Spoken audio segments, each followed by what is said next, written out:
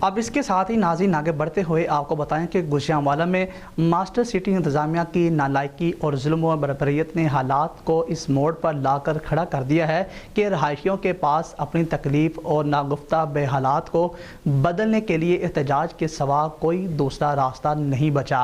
حالات کے اس حد تک خراب ہو جانے کے سوسائٹی مالکان اور انتظامیہ دونوں ذمہ دار ہیں۔ اسی حوالے سے مزید احوال بتا رہے ہیں ہمارے نمائندے رفاقت علی بتائیے گا۔ ہاں جی بالکل، ماسٹر سٹی انتظامیہ کی نالائکی اور ظلم و بربریت نے حالات کو اس موڑ پر لا کر کھڑا کر دیا ہے کہ رہائشیوں کے پاس اپنی تکالیف اور ناگفتہ بحالت کو بدلنے کے لیے احتجاج کے سوا کوئی دوسرا راستہ نہیں بچا۔ حالات کے اس حد تک خراب ہو جانے کے سوسائٹی مالکان اور انتظامیہ دونوں ذمہ دار ہیں۔ کسی بھی وعدے یا عہد و پیمان کے ان کے نزدیک کوئی اہمیت نہیں۔ ناقابل بیان غیر انسانی طویل لوڈ شیڈنگ نے رہائشیوں کی زندگی اجیرن کر کے رکھ دی ہے۔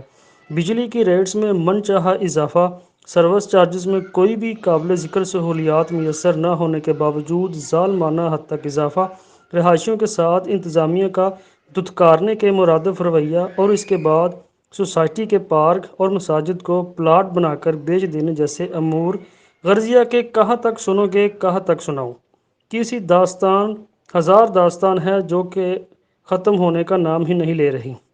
آخر تنگ آ کر آمد کے مترادف کمیٹی نے رہائشیوں کے حقوق کے تحفظ کے لیے فوری طور پر مزاحمت شروع کرنے کا فیصلہ کر لیا ہے۔ پہلے مرحلے میں تمام رہائشیوں سے التماس ہے کہ سوسائٹی کے تمام بل جمع کرانے بند کر دیے جائیں۔ اس کے بعد دوسرا فیصلہ یہ ہوا ہے کہ کل صبح 10 بجے سوسائٹی کے دفاتر کا گھیراؤ کیا جائے گا اور وہاں کے عملے کو کام سے روک کر دفاتر بند کر دیے جائیں گے۔ اگر اس کے باوجود مالکان اور انتظامیہ راہ راست پر نہ آئے تو اگلے مرحلے میں ماسٹر سٹی کے تمام رہائشی اکٹھے ہو کر تمام متعلقہ سرکاری دفاتر کے سامنے بھرپور احتجاج کریں گے اور شیخ مقصود کے گھر اور بال پوائنٹ فیکٹری کا گھیراؤ بھی کریں گے۔ اس کے علاوہ احتجاج کے تمام ممکنہ راستے بھی اختیار کیے جائیں گے۔ جی